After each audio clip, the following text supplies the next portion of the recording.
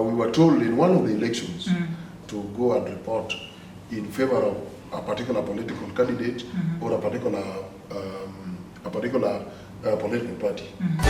So that is a story which I followed for a long time when I engaged in in-depth investigation, and it turned out to be a real threat to my life. This is what I would give journalists as a tip of advice, that whenever you're carrying out your work, particularly when you are conducting interviews or when you are doing a story which is supposed to be published or aired, you must have evidence. Yes. Even if you are working in the print, have a recorder. It can save you, even in the court of law. Okay. So that is a recorder is what saved me.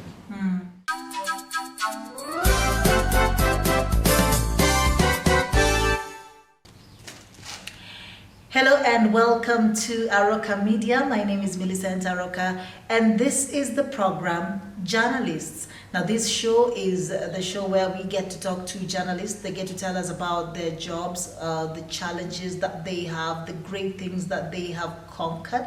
And like I've always said, journalists tell us about other people's stories and not quite about themselves. So this show gives them a chance to do that as well. And today I have with me Samuel Owida, who's practically been in all the big media houses you can think about in Kenya. He's been to The Nation, he's been to Standard, he's been to Radio Africa, he's been to Royal Media. Karibu sana to the show, my dear.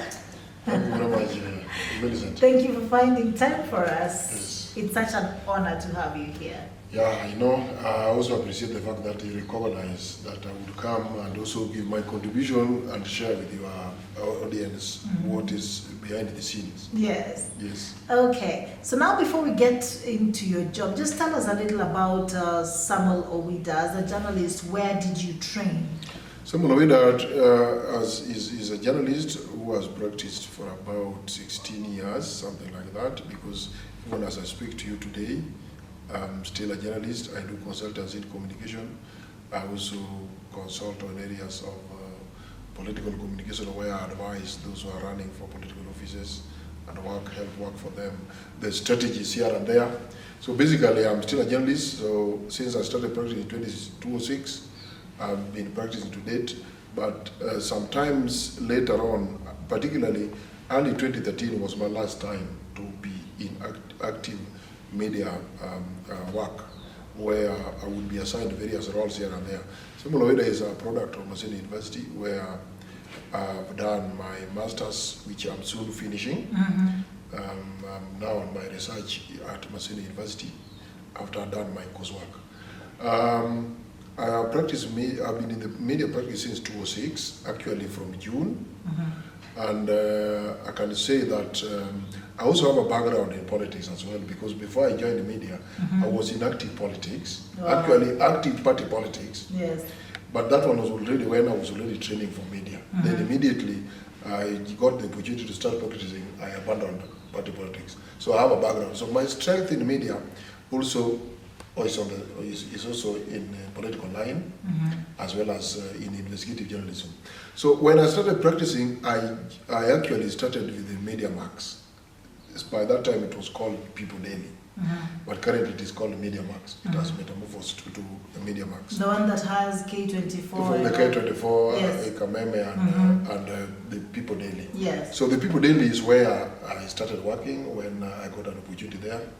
That is where I started practicing, where the platform I got the opportunity to exhibit my skills from classroom. Yes.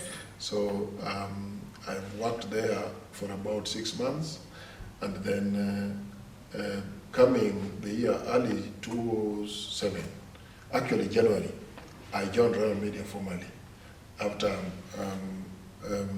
I got communication from one of the guys who were working there, the former Senator of Migori, the late Benulu Chukelo. He's the one who, I would say, held your hands. Held my hands. In fact, I would call it like he poached me. But the person who introduced me into the mainstream media is the current Kenya Union of Journalists Secretary General, Eric Udwor. It is Eric Udwor who was one of the reporters, the editors of People Daily. He's the one who picked me. Then I joined there. So thereafter I joined rural media. I worked in rural media up to the time we even covered election of 2007. It went like that, and then I was able to link with the Nation Media Group quietly. Then come 2009, then I joined the Nation like that. I went like that, then went back towards end of 2012. I went back to Media Max now, where I went back to the People Daily. It went like that. Then early 2013, after elections, I now left Active Media. I joined the government, where I was now a spokesman for Homa Bay County government. So I was no longer now the one who was the news source. But I was not actually the one propagating news, but I was now the source. I was now the source when I was now working for the county government of Homa Bay in the governor's office, communication office. Let me take you back a little to something that people on the outside might just be wondering about. Most of the times people just see, presenters and newsmen move from one media house to another and rotate like that, and probably they don't understand why this kind of things happen. Could you maybe just give them a little of why people move around like that? What really? Usually the interests, the what makes people move? What really makes people move is that, maybe I would summarize it like a change is as good as a rest. So at times you may feel like somebody is offering something better, then you move. Sometimes maybe somebody asks you to come and help them put up something. You have the experience. Sometimes the experience you have. Sometimes it is a call of duty where you feel like I should lend a hand in building the nation. So building the nation may not necessarily mean that you are driven by whatever perks, and maybe the allowances or the salary or whatever, the wages. But at times you feel like here I don't have the space to really maximize what is expected of me in terms of my potential. But I've got an opportunity somewhere where my strength will be felt. So can I go there and exhibit it? Yes. Because again, whatever you're doing as a journalist is serving the nation. But the people whom you serve will only know who you are based on what you're doing. And that which you are supposed to do or what you're doing also is dictated by the environment. So change of environment becomes an issue here and there. Yes. Okay. Sometimes you also move because maybe your contract has expired here, but you start, fishing the next place. Yes. Okay. So now that we've known some of the media houses that you've worked in, could you just tell us some of the biggest stories that you've covered in your career so far? I can remember. Maybe two, three, something like that. Yes. One of them was a case where I investigated the misuse of CDF. This one caused me, I would say, it is what prompted me to resign from a media house. Because after I had done the expose, now the guy who was then the member of parliament of a given constituency in Homa Bay County for that matter, was a friend and was very close with the ownership of the media house I was working for.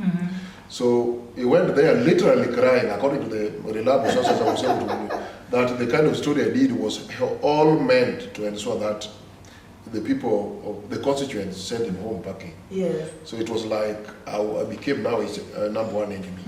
While you see the role of media is to inform the public accurately on a number of issues and even tell them what is affecting them either negatively or positively, and where, in fact, it's all about creating awareness. Yes. We build the capacity of members of the public so that they can have a say and dictate the direction of the leadership. But in the course of which you will step on some... but in the process, because of people, human by their very nature is selfish. So the selfishness sometimes make one feel like you are stepping on his toes. While it is a case where he's supposed to execute certain responsibility on behalf of the people who have donated that responsibility to him. But people end up confusing that the donated responsibility is an equivalent of of his own personal property, like he's owning the whole process, which is not the case. Yeah. So as you do your work as a journalist, you end up stepping on various toes, Yes. here and there. Yeah. So when I did that story, the guy just went literally crying. He's a former member of parliament. He served for 2 terms in one of the constituencies in Obi County. He literally went there and cried. So now the ownership reached the management of the media house to find out if there could be a fault which could be used against me so that I could be sacked.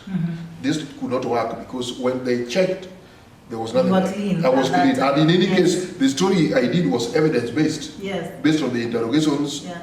and I have all the recorded audios, which could have really worked against me were it not that I recorded. Yeah. Yeah. So this is what I would give journalists as a tip of advice, that whenever you're carrying out your work, particularly when you are conducting interviews or when you are doing a story which is supposed to be published or aired, you must have evidence. Yes. Even if you are working in the print, have a recorder. It can save you, even in the court of law. Okay. So that is recorder is what saved me, because I was able to play, to give it to the editors to listen to it, and everything was like there was nothing I did wrong. So then now, because of the influence, which in more ways than one affects the work of journalism or the work of journalists and the media houses, now the guy insisted that the ownership insisted that something had to be done to make this friend happy, who was a member of parliament by then. So these guys had to find out means and ways of how they could deal with me. Optionally, they had to now ask me to go for a transfer. That is where we had a conflict, and I said no. So I'd rather resign. I would rather resign because it was going to sound like we are compromised. Yeah. So I said no. Okay. Talking about being compromised, you know, could you give us, you know, like instances, you know, where, because you've been to several media houses, where perhaps as a journalist you find yourself having to choose between doing what's right for your career and what the media house wants? Are there those times when you find them putting you in that kind of a Yes, conflict? this one has happened to a number of journalists in various media houses, and I think it is important Kenyans know, and the general public. This happened. Whatever you hear in other sectors as challenges and problems here and there, also happen in media houses. So media houses are no exemption. For that matter, I would point out a case where, like the one I've just mentioned, Yes. it was a case where now the guy happened to have influenced the establishment of the media house, and the guy who is the owner of the media house was really struggling to ensure that he put in place that kind of business.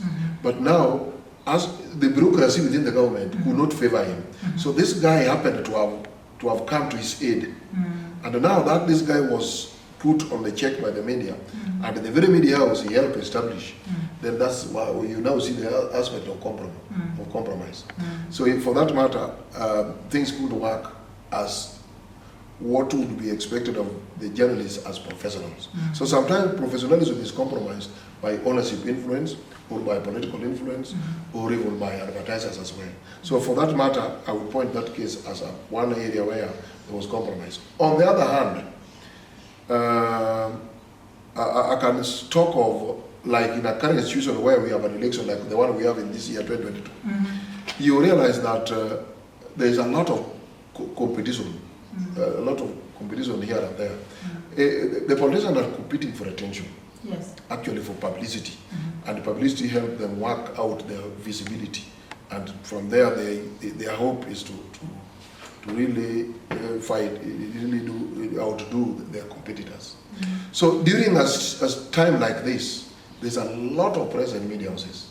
I'll bring you back to that, because that's a whole topic I'd like us to deal with, on how to cover, you know, political stories within the different media houses. But I was just allow you. I was just giving that as a background, but then there's a case in point where, at one point, when I was working for another media house, we were told in one of the elections that we were advised, I would say, editorial policy changed based on the interest of the ownership of the media house.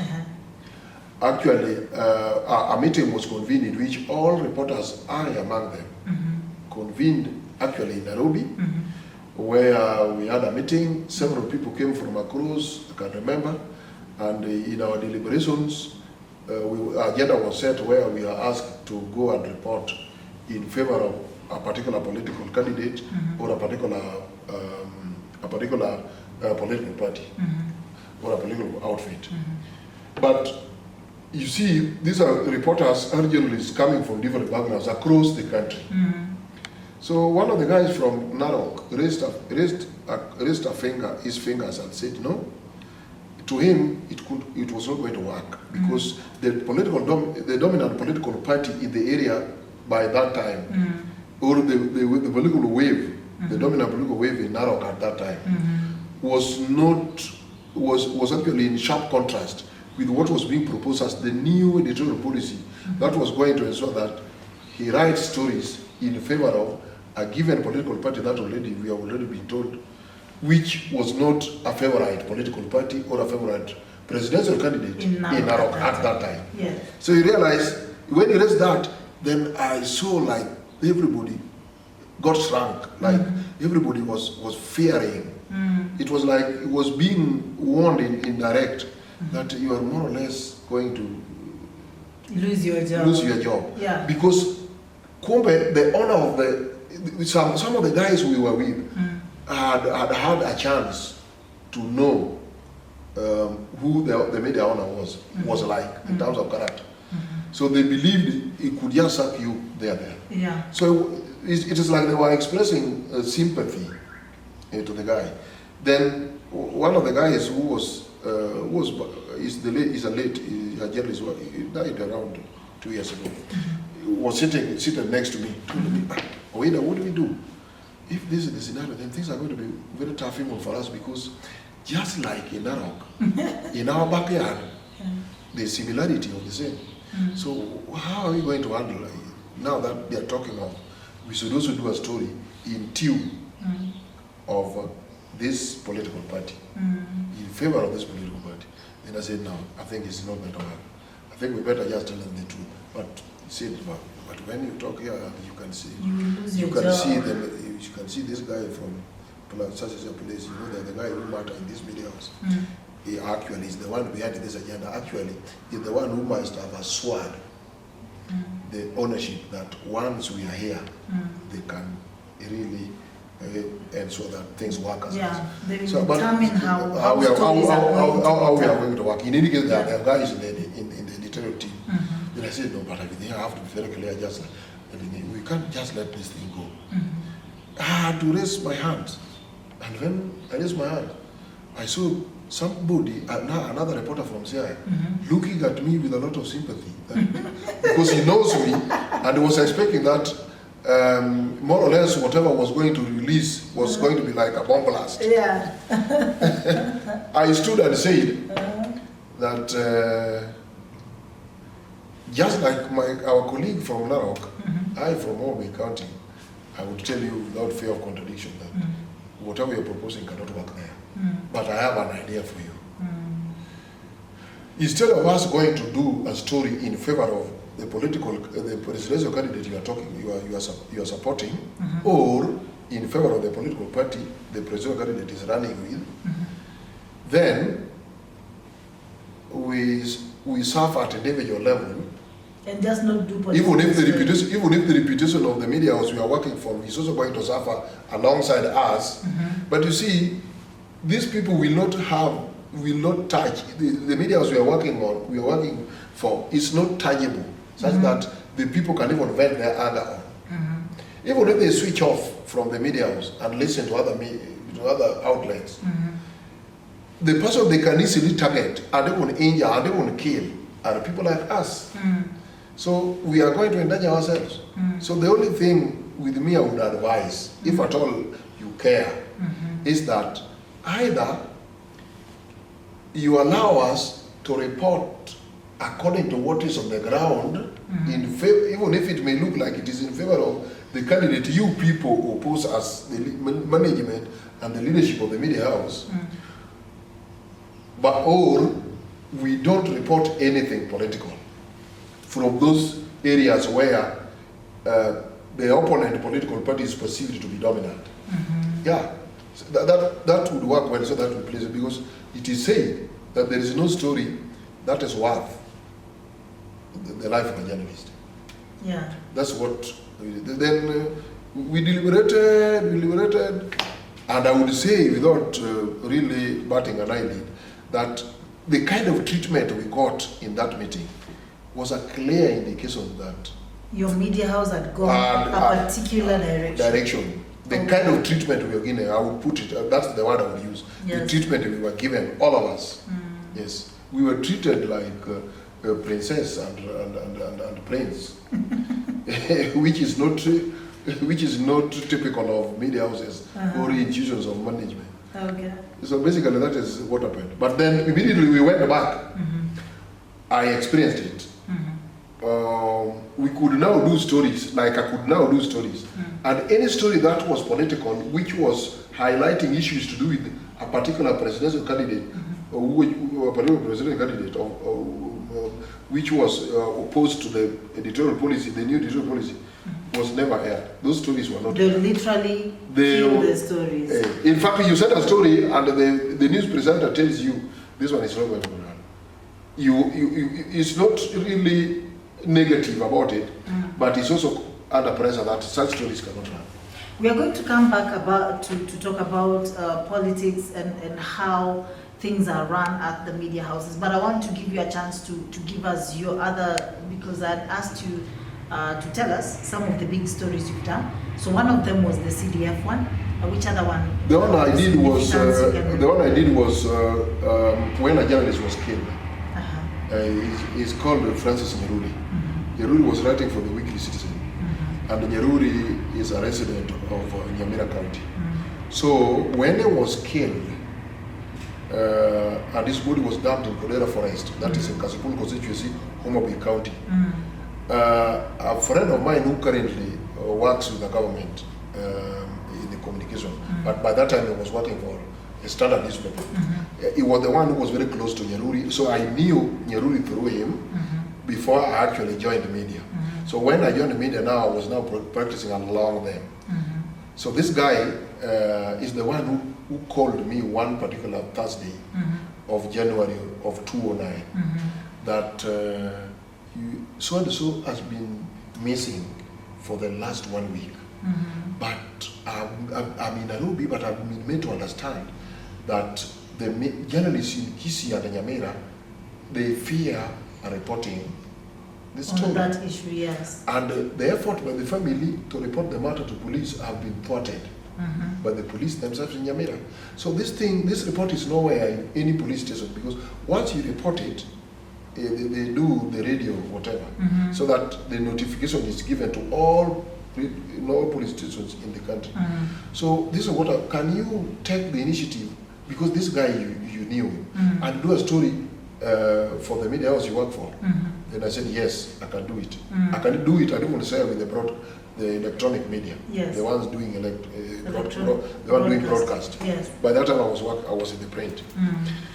So I went and did the story and sent the story and shared the story with the guys in the broadcast, and by lunchtime it was aired in the various radio stations, and the next day it was in the papers as well.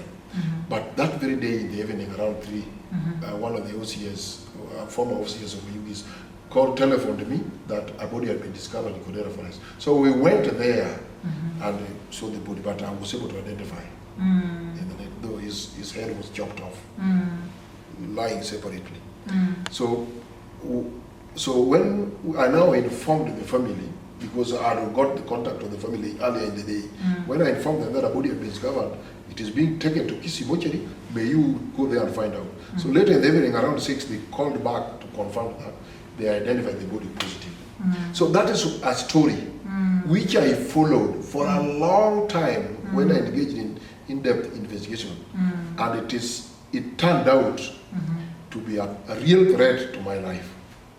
Yeah. Yes, and from there I developed hypertension because of the kind of fear that was instilled in me by the proscribed group, the so-called sungu-sungu. Yeah. You know, that brings me to something else, and especially those of you who go to the field and even do investigative journalism. You know, could you also just tell us how dangerous it is, you know, for journalists to even do certain stories, because you're believed by the people and you get to know the truth about certain things, and now you need to put it out there, you know? Just how dangerous does it get?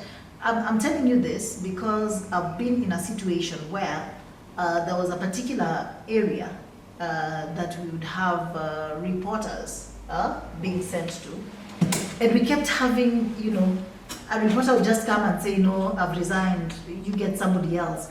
Until we got to know this particular area, it's like if you do stories about particular people, a particular institution or organization, or certain politicians, you know, they would always tell us, if you're in that area and you do stories about this particular person, there are men in black who will come for you. Who will come for you. Yeah. I would say those kind of things happen. I would say plainly, and any journalist in this country would believe me, especially the journalists, if not members of the public, that we have thousands upon thousands of journalists in this country who can do investigative journalism. Any journalist who is trained, irrespective of his or her strength or area of interest, can still do investigative journalism. But in this country, Kenya, I would tell you, maybe largely Africa, but Kenya is where I have experience. I think investigative journalism cannot work in this country. Yes, it can't work. Your life would be on the line.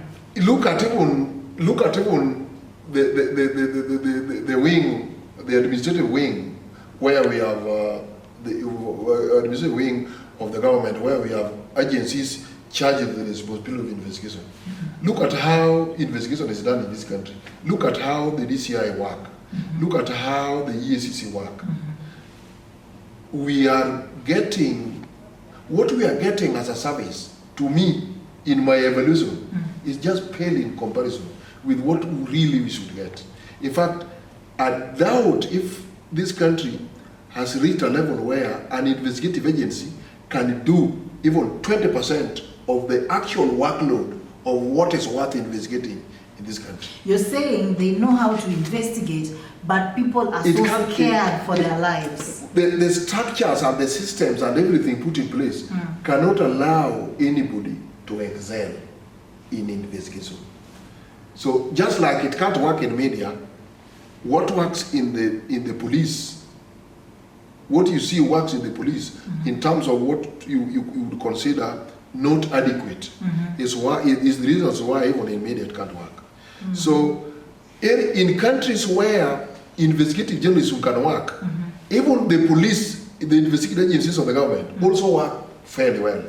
You've seen cases, very, very, very complex cases, investigated in other countries, even within a period of 1 year, and everything is sorted out. But in a country like Kenya, even a small matter can take you round for years until it dies. And you're telling us it is because the people who can do it well are fearing for their lives. Some people are fearing. On the other hand, the institutions that are charged with the responsibility of ensuring that those things work are not keen to facilitate. Like, for example, if you want police officers to do proper investigation, these police officers need proper facilitation. If you want a journalist to excel in investigative journalism, or is whatever professional work you want a journalist to do, that journalist must be fully equipped and well facilitated. But as chosen aware, you are for yourself, it is only God that is for you. Then you realize you can't work. So then what you're focusing on is your life. Let me just earn a living. In as much as your potential is to turn around this country and make Kenya better, you can't work. So what you now resort to is being contented with whatever you're paid. You earn a living, just earning a living. Just a matter of earning a living. Let's look at journalists like Moha, who now became a member of parliament. He did quite some investigative stories that were... And John Adam. Yes. I will tell you that in my estimation, they are professional colleagues. In my estimation, I will tell you they did very little. But look at what they did. Yes. They did very little, but compared with any piece of investigation they did, and then now you look at the institutions charged with the responsibility of doing investigation, like the DCI, you just shake your head wondering, then if this is what Moa and General Anamu can do, then how about the institutions charged with the responsibility, which are paid money for it? Yeah. Look at it. So, and again, they could not go far. Yeah, that's why they did it for a while, and then you start looking for something else to do. Yeah, even for 10 years, you can't. You can't. And again, you realize that even in 10 years, you may end up doing maybe 5 pieces. So for those who go for a little longer, yes, could it be they have some sort of security from a certain source? There are certain areas of journalism that you can do and do forever. If maybe you are doing about celebrities, you are reporting about sports, you are reporting about politics, yeah. But politics is also very volatile, but it is manageable. There are coping mechanisms. Yes. There are coping mechanisms. But even within the political arena, if you start getting into the investigation, there you are. I can give another example where a member of parliament, I carried out an investigation about, decided to defile a cousin whom he took as a destitute to help, only to take advantage of that. And the victim fled. Actually fled up to Nairobi and met somebody in Nairobi who facilitated her stay for a few days, and then she went to the rural home and they reported the matter to the mother.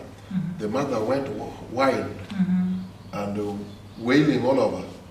And when I got a wind of the same, I met the mother and the daughter. I was not alone. We were about 3 people. We were about 4 journalists. One was for the TV, and there was a one for the radio, and the photographer, and me for the print. Immediately, one of the goons noticed the presence of the mother of the victim.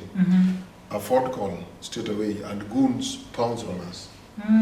Yes, and in between. There was chaos all over. It is only that we escaped an attack, and we never sustained any injury.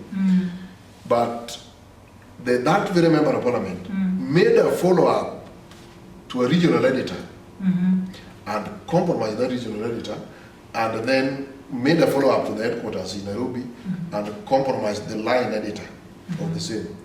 And I was suspended for months. Look at that. So what am I saying? I started investigating a story, and this story was not yet owned by the media house I was working for. But look at what happened. That was the end of it. So you can see how investigating journalism sometimes is very tricky. Okay. I want us to talk about something that has always been talked about.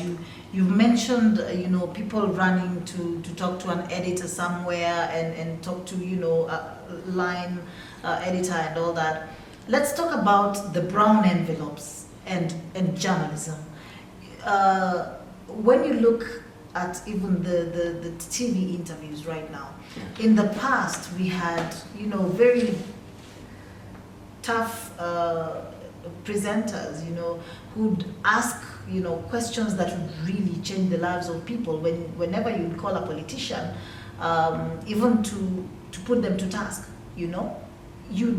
really feel such interviews. And now it's like things have really changed. It's no longer that, you know. Do you feel the infiltrating of brown envelopes has really run down journalism? How have you seen this happen? There is this aspect of brown envelope journalism that has infiltrated, I agree. But on the other hand, there is also the other aspects of influence. Let's say the political influence, maybe the so-called advertisers' influence, the ownership influence, are also combined in the same. Why do I say so? Because for one, the media houses are business enterprises. So sometimes they also want some favors. They want favorable environment. Yes. Some favorable environments are guaranteed by certain politicians or certain leaders or certain bureaucrats. But you see, what really brings a challenge in media houses is that the media house itself is a business enterprise. But those who work there are not all doing business, are not on the line of business. Those who are in the editorial, those in the media part of it, are working for the public, are looking for news for the public consumption. They are looking for information to educate the public. So in their line of duty to get information to actually share with the public, to get whatever is happening to share with the public, to really help check what is affecting the community and let it out, they end up stepping on the toes of some people. So you realize that then the feedback the ownership get is that you are a reporter. This presenter of yours is really working on us. Why is he targeting us? And you see, it is last week we give you a business of this much. The other month, over the years, if that's the trend, you even saw recently when Council of Governors warned the certain media houses that if you can't do as we wish by hitting at us the way you are doing it, then we are sorry, we don't want to give you advance. So you see, so it may not. So now it's a delicate balance between the money that you want as a media house and the truth as and the truth, yeah. So that somebody who works in a media house as a driver, somebody who works in a media house as a security guy, somebody who works in a media house as an accountant or an HR person, with them they're okay. Somebody who works in a media house as a marketer who looks for businesses, their work is okay. But you see, the core business of the media house, which is information, broadcasting information, sharing information, is now putting all that they are doing at stake. Because a reporter can do a story that can actually destroy a contract. A contract when now the story touches on a company. Like I can remember stories, somebody did a story on how a certain company did not really meet the requirement of Kenya Bureau standards in terms of their products. Yes. They just pulled back their adverts from that media house. So now the owners of the media house have to look between the millions that they're losing and your good story. And you might just lose your job for doing that great So that is why the Kenyan community, the public, have lost a lot because of that kind of compromise. And then that is now, when it comes to the newsroom or in the studio, you hear sometimes a guest is leading the conversation, which should not be the case. Well, when you call somebody who is a leader somewhere, or is a head of a given institution, particularly if whatever institution is heading has anything to do with the public, whenever he comes for an interview as a guest, fire should be lit under the seat where he's seated. But those fires are no longer there, because if you are the type who lit the fire, some of them will not come for such interviews. Because they are likely, any journalist will lit a fire. That is obvious. But you now see, you're inviting a guest, and a guest insists on now agreeing with you on certain areas as a condition without which it's not coming. There are people who really pretend to be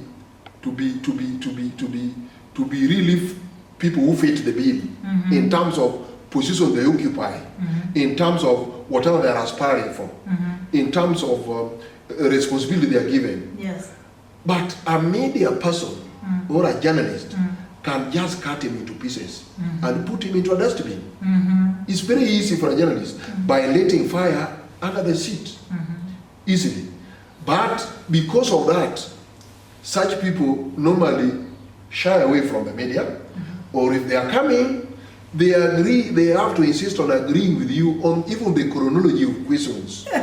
Such that if question number one is where did you go to school, but question number 2 touches on why do you want to be a member of parliament, and then maybe by mistake you start by why do you become a member of parliament, he is not in a position to answer.